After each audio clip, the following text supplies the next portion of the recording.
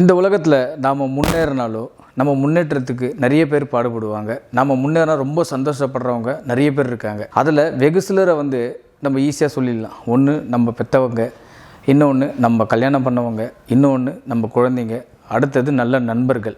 இதையெல்லாம் தாண்டி இன்னும் சிலரும் இருக்காங்க. யாருன்னா நம்மளுடைய வெல்விஷர்ஸ். நாம் நல்லா இருக்கணும்ண்ணா, உங்களுக்கு டேலண்ட் இருக்குது சார், உங்களுக்கு நிறைய விஷயங்கள் தெரியுது சார், நீங்கள் நல்லா இன்னும் பண்ணுங்கள் சார் அப்படின்ட்டு நிறைய பேர் நமக்கு வெல்விஷராக இருப்பாங்க. அதாவது நம்ம முன்னேற்றத்துக்கு நிறைய விஷயங்கள் ஐடியா கொடுப்பாங்க. நிறைய விஷயங்களில் அவங்க பக்கபலமாக இருந்து செயல்படுவாங்க. அந்த மாதிரி இருந்த ஒரு நபர்னு கூட சொல்ல முடியாது, நல்ல ஒரு வெல்விஷரை நான் இழந்துட்டேன். நான் மட்டும் இல்லை, என் குடும்பத்தாரும் அவங்கள இழந்துட்டோம். அவங்களுடைய ஆத்மா சாந்தி அடையணும்னு எல்லாம் வல்ல இறைவனை நாங்கள் வேண்டி விரும்பி கேட்டுக்கொள்கிறோம். எவ்வளோ முயற்சி செய்தும் அவங்கள காப்பாற்ற முடியல. விடாமுயற்சி இந்த படத்துடைய ட்ரெய்லர் இப்போ தான் சமீபத்தில் கொஞ்சம் நேரத்துக்கு முன்னாடி வெளியாகியது. விடாமுயற்சி திரைப்படத்துடைய ட்ரெய்லரில் என்னென்னங்க ஸ்பெஷலு?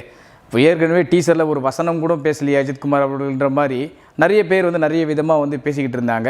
இப்போ இந்த படத்துடைய ட்ரெய்லர் வெளியாகியிருக்கு. ட்ரெய்லரில் என்ன ஸ்பெஷலு, ட்ரெய்லரில் என்ன புதுமையாக பண்ணியிருக்காங்க அப்படின்னு பார்த்தோம்னா, முதல்ல எடுக்கும்போது இந்த ஷார்ட்டெல்லாம் எப்படி காட்டுறாங்கன்னா, ரோட்டில் போகிற வர மாதிரி இந்த மாதிரியே சீன்கள் காமிச்சிட்டே இருக்காங்க. ஒரு 25-30 செகண்டுக்கு ஆரம்பத்திலே சுபாஸ்கரன் பிரசன்ஸ் அப்படின்ற மாதிரி ஒரு விஷயத்தையும் அவங்க டைட்டில் கல்லையே கொண்டு வராங்க. அதுக்கு பிறகு த்ரிஷா அவர்கள் பேசுகிற விஷயம், நான் அவர்கிட்ட பழகினது, அவர்கிட்ட இருக்க இமேஜ் வாழ்நாள் முழுக்க அவர் மறக்கக்கூடாது அப்படின்ற மாதிரி த்ரிஷா அவர்கள் ஒரு ரொமான்டிக்கான ஒரு டைலாக்கை பேசுகிறாங்க. எங்கடா இது அஜித்துக்கு டைலாக்கே இல்லையேன்னு பேசும்போது அவர் த்ரிஷா கிட்ட ஒரு டைலாக் பேசுகிறார். என்ன பேசுகிறா தெரியுங்களா? இந்த ஜென்ரேஷனை பற்றி எனக்கு தெரியாது, நான்லாம் வாட்ச் ரிப்பேர் ஆச்சுன்னா வாட்சை கடையில் கொடுத்து சரி பண்ணுவேன், டிவி ரிப்பேர் ஆச்சுன்னா சரி பண்ணுவேன், பட் ஆனால் இந்த ஜென்ரேஷன் அப்படி இல்லை, இந்த ஜென்ரேஷனை பற்றி எனக்கு தெரியாது அப்படின்றாரு. உண்மை தானேங்க அது. இப்போ நம்மலாம் பார்த்தீங்கன்னா, நம்ம அப்பா அம்மாவும் டிவி கஷ்டப்பட்டு வாங்கி வைக்கும்போது அந்த டிவியில் ஒரு பட்டன் போனாலும் ஒரு சுவிட்ச் போனாலும் ஒரு மெக்கானிக்கை கூப்பிட்டு நம்ம பார்த்து திரும்ப அந்த டிவி சரி பண்ணி அந்த டிவியில் நம்ம படம் பார்ப்போம். அதேமாதிரி ஒரு வாட்ச் ரிப்பேர் ஆனாலும் கடையில் போயிட்டு, சார் முள்ளு ஓடலை, பேட்டரி மாற்றுங்க, இதை மாற்றுங்க, பட்டம் மாற்றுங்கன்னு சொல்லி நம்ம எல்லாமே சால்வ் பண்ணுவோம். இப்போ அந்த மாதிரி கடைகளே இங்கே வாட்ச் கடையே பெருசாக பார்க்க முடியாது. அவங்களுக்கு எல்லாருக்குமே தெரியும். ஏன்னா நம்ம பாரம்பரியமான பொருளை பாதுகாக்கணும், பாரம்பரியமான பொருள் நம்ம எப்பவுமே பக்கபலமாக வச்சுக்கணும் அப்படின்றதுல நிறைய குறிக்கோளாக இருந்தவங்களாம் நிறைய பேர் இருக்காங்க. ஆனால் இன்றைக்கி இருக்கிற ஜென்ரேஷன் எல்லாமே யூஸ் அண்ட் த்ரோ மாதிரி மாறிச்சு. ஒரு டிவியில் ஒரு பிக்சர் டிவி போச்சுன்னா கூட 8000 ரூபா ஆகும் சார், 7000 ரூபா ஆகும் சார்னு தூக்கி போட்டு வேறு புது டிவியை வாங்கி வைக்கிறோம். ஒரு மிக்சியில் இது போச்சுன்னா கூட தூக்கி போட்டு ஒரு புது மிக்சி வாங்கி வைக்கிறோம். ஒரு வாஷிங் மிஷினில் ஒரு சார் உள்ளே இருக்கிற கம்ப்ரஸர் போச்சுன்னு சொன்னால் கூட தூக்கி போட்டு வேறு புது வாஷிங் மிஷின் வாங்கி வைக்கிறோம். ஏன்னா இன்றைக்கி இருக்கிற ஜென்ரேஷன் வேகமாக ஓடிக்கிட்டு இருக்க காலத்தில் இந்த மாதிரி நிகழ்வுகள் தான் நடைபெற்று கொண்டு இருக்கிறது. அந்த மாதிரி விஷயங்களில் தான் இந்த படத்தை கையாண்டிருக்காங்க. இந்த ஜென்ரேஷனை பற்றி தெரியாத ஒரு ஹீரோ, இந்த ஜென்ரேஷனில் இருக்கிற ஒரு ஹீரோயின், இதை சம்மந்தமாக தான் இந்த படம் நகர்ந்துட்டே இருக்குது. அஜித் அவர்கள் பண்ணுற பல சாகச காட்சிகளாக இருக்கட்டும், அர்ஜுன் அவர்கள் திடீர்னு என்ட்ரி கொடுக்குறாரு, உங்கள் கோபம் எனக்கு புரியுதுன்னு சொல்கிறது, அது மட்டும் இல்லாமல் ரெஜினா கேசன்ற இந்த மாதிரி பொண்ணுங்கள்லாம் உயிரோடவே இருக்கக்கூடாது அப்படின்ற மாதிரி பேசுகிற அந்த விஷயங்களாக இருக்கட்டும், இது எல்லாமே எங்கேயோ ஒரு சிங்க் ஆகுது. த்ரிஷாவுக்கும் அஜித்துக்கும் நடுவில் ஏதோ ஒன்று இருக்குது. அர்ஜுன் அவர்கள் அதுக்கு ஏதோ ஒரு விஷயத்தை பண்ணுறாரு. அந்த பண்ணுறதுக்காக அஜித் கிட்ட கோபமாக பேசுகிற அந்த விஷயங்களாக இருக்கட்டும், எல்லாமே சஸ்பென்ஸாகவே வச்சுருக்காங்க. உண்மையை சொல்லப்போனால் இந்த ட்ரெய்லரை பார்க்கும்போது மாசான ட்ரெய்லர்ப்பா, சும்மா அடி தட்டி பஞ்சு டைலாக் பேசி அப்படிலாம் இல்லைங்க. ட்ரெய்லரில் உண்மையாக ஒரு கிளாஸான ட்ரெய்லருங்க. செம கூலாக உட்காந்து சூப்பராக பார்க்கக்கூடிய ஒரு ட்ரெய்லர். அது மட்டும் இல்லாமல் இந்த ப்ளஸ் என்னன்னா, இந்த ட்ரெய்லரில் அனிருத் அவர்களுடைய பின்னணி இசை விடாமுயற்சி நடுவில் வரும்போது பக்கவாக இருக்குது. ஏன்னா டீசர்லேயே காமிச்ச அந்த ரிங்டோன் நிறைய பேர் ரிங்டோனாக வச்சுருந்தாங்க ஃபோனில் அந்த பிஜிஎம்மு. இப்போ பார்த்தீங்கன்னா அந்த பிஜிஎம் லைட்டாக இன்னும் கொஞ்சம் சவுண்டு மிக்ஸ் பண்ணி இன்னும் வேறு மாதிரி கொடுத்துருக்காரு இந்த ட்ரெய்லருடைய பிஜிஎம்மு. உண்மையில் அனிருத் அவர்களுடைய பிஜிஎம் பக்காவாக பொரிந்து இருக்குது. அது மட்டும் இல்லைங்க, அவர்களோட காட்சிகளாக இருக்கட்டும், அர்ஜுனோட அடிக்கடி வர காட்சிகளாக இருக்கட்டும், ரெஜினா கேசன் அவருடைய காட்சிகளாக இருக்கட்டும், குறிப்பாக சொல்லப்போனால் இந்த மாதிரி இடங்களில் பார்க்குறது ஒரே விஷயம் என்னென்னா கேமரா ஒர்க்கு எக்ஸலண்ட்டாக பண்ணியிருக்காங்க. ட்ரெயிலரில் பார்க்கும்போதே தெரியுது கேமரா வேறு லெவலில் இருக்குது அப்படின்றது மட்டும் தெளிவாக தெரியுது.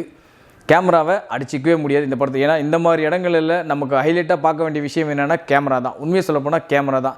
ஏன்னா அந்த நாடு எப்படி இருக்குன்னு யாரும் போய் நேரில் போய் பார்க்க போகிறது கிடையாது. அஜர்பைஜான் எப்படி இருக்கும், அஜர்பைஜானில் ரோடு எப்படி இருக்கும், அங்கே மலை எப்படி இருக்குன்னு நீங்கள் யாரும் போய் பார்க்க போகிறது கிடையாது. பட் ஆனால் நம்ம கண்டிப்பாக இந்த கேமரா ஒர்க் மூலமாக பார்த்ததில் பெரிய மகிழ்ச்சி. உண்மையிலே கேமராமேனுக்கு ஒரு பெரிய பாராட்டுக்கள்.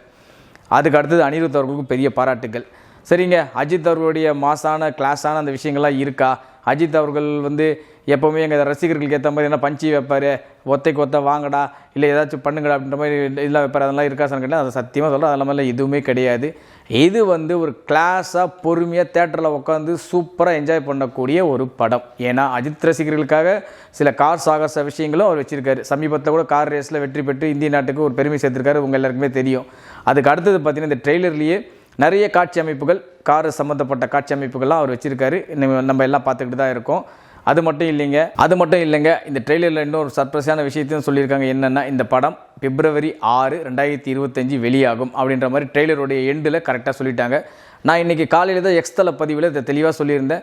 February 6 இந்த படம் ரிலீஸ் ஆகுன்றதை ட்ரெய்லரோட எண்டில் வைக்க போகிறாங்க அப்படின்ற மாதிரி அதுக்கேற்ற மாதிரி கரெக்டாக அங்கே வச்சுட்டாங்க. ஏற்கனவே டீசர்லையும் நான் இதை தெளிவாக சொல்லியிருந்தேன். டீசரில் எந்த விதமான டைலாக்கும் வராது, ஒன்லி ஷார்ட்ஸாக தான் இருக்கும், பிஜிஎம் இருக்கும், அனிருத்தோட பிஜிஎம் இருக்கும் அப்படின்ற மாதிரி தெளிவாக சொல்லியிருந்தேன். அதே மாதிரி தான் அந்த டீசரும் வந்துச்சு.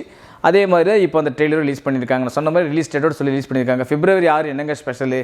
அஜித் என்ன February மாதம் என்ன டார்கெட் வச்சுருக்காருன்னு கேட்குறீங்க. ஏன்னா கடந்த படம் கூட ஒரு வலிமை திரைப்படம் கூட February மாதம் தான் வெளியாச்சு. அதே மாதிரி அவருடைய என்னை அறிந்தால் திரைப்படமும் February மாதம் தான் வெளியாச்சு. ஸோ Februaryக்கும் அவருக்கும் ஒரு சென்டிமெண்ட் இருக்குது. என்னென்னா February மாதம் ரிலீஸ் ஆகிற அனைத்து படங்களுமே அவருக்கு கிளாஸான படங்களாக இருக்கும். நல்லா யோசிச்சு பாருங்கள், February மாதம் ரிலீஸ் ஆன படங்கள்லாம் பாருங்கள், ஒரு எக்ஸலண்ட்டாக ஒரு கிளாஸான படமாக இருக்கும். என்னை இருந்தால் ஒரு கிளாஸான படம், வலிமை ஒரு கிளாஸான படம். ஸோ அந்த வகையில் கண்டிப்பாக இந்த திரைப்படமும் இடம்பெறும் அப்படின்றது மட்டும் எந்த விதமான சந்தேகமும் இல்லை. அஜித் ரசிகர்களையும் தாண்டி மற்ற ரசிகர்களுக்கும் நிறைய சென்டிமெண்ட் காட்சிகள், ஃபேமிலி காட்சிகள், ரொமான்ஸ் காட்சிகள், லவ் பண்ணுற காட்சிகள், குடும்ப காட்சிகள் எல்லாமே இந்த படத்தில் வச்சுருக்காங்க அப்படின்றது ட்ரெய்லர் ஊர்ஜனப்படுத்துறது. அதே மாதிரி பல ஆக்ஷன் காட்சிகளும் நிறைந்த படமாக இந்த திரைப்படம் இருக்கும் அப்படின்றதுல மட்டும் எந்த விதமான சந்தேகமும் இல்லை.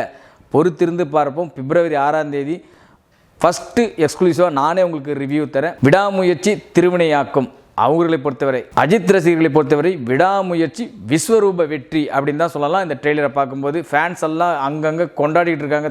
தேட்டரில் திருவிழா மாதிரி ட்ரெய்லருக்கு சமீபத்தில் கூட நம்ம பார்த்தோம். ஜெயிலர் 2 அனௌன்ஸ்மெண்ட் ட்ரெய்லரு உலகம் முழுக்க பட்டைய கலப்பினார் சூப்பர் ஸ்டார். அதே மாதிரி இப்போ விடாமுயற்சி திரைப்பட ட்ரெய்லரை நிறைய திரையரங்களில் செலிப்ரேஷன் பண்ணிக்கிட்டு இருக்காங்க. விடாமுயற்சி விஸ்வரூப வெற்றி பெற ரீசன்ட் வாய்ஸ் சேனல் சார்பாகவும் என்னுடைய சார்பாகவும் படக்குழுவிற்கும் படத்தில் நடித்த அனைத்து நடிகர் நடிகைகளுக்கும் இந்த சேனல் சார்பாக வாழ்த்துக்களை தெரிவித்துக் கொள்கிறோம். மீண்டும் சந்திப்போம். நன்றி, வணக்கம். இது போல பல வீடியோக்களை கண்டு மகிழ எங்களது ரீசன்ட் வாய்ஸ் சேனலை மறக்காம சப்ஸ்கிரைப் பண்ணுங்க.